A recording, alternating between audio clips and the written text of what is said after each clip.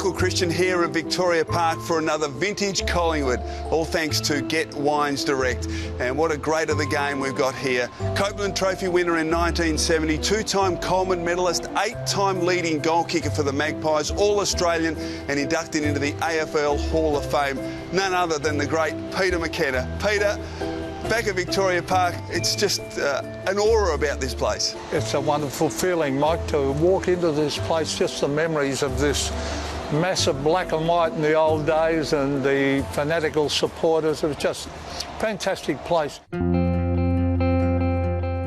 She kicked 12 goals in the first game of 66. Just one of those days, you know, where everything went your way, and it was a big thrill, got plenty of publicity and that, and I've probably got a big head like all young footballers do, and I was out of the side, I think, a few weeks later. Comes down here, a pass, a magnificent pass, hits McKenna right on the chest. I want to fast forward to 1970 because you had an outstanding year. It was the year you won the Copeland Trophy, and grand final day, straight into the grand final. You were favourite to win, 44 points up at half-time. Peter, tell us what happened. Look, I've got no excuses. We had our chance. Well, I've got an excuse. You'd kicked 5 goals into the second quarter, and Des Tuddenham knocked you out and influenced the game.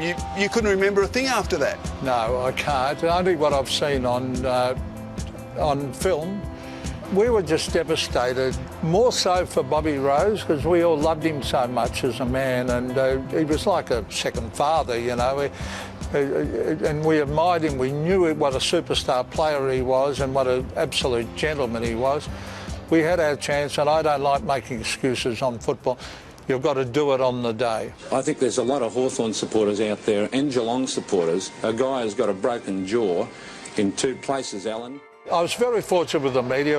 Louis got me the job, Louis Richards, and I commentated with Channel 7 for 20 years.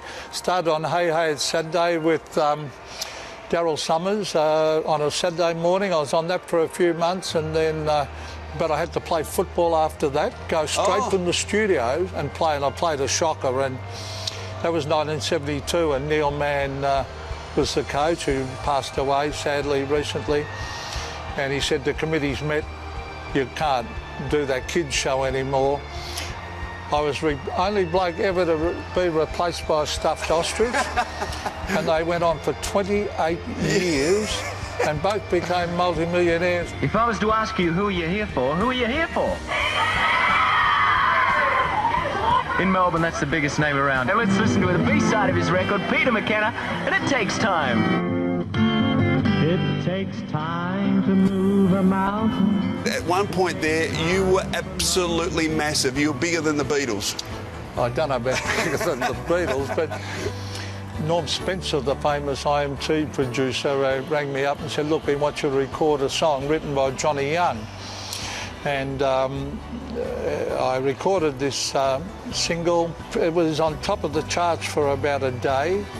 Sold 10,203. My mother bought 10,000. Peter, it's been great having you here on Vintage Collingwood and reliving some of those old memories, particularly here at Victoria Park. Thanks so much. Pleasure, Michael. Peter McKenna in another Vintage Collingwood, all thanks to Get Wines Direct.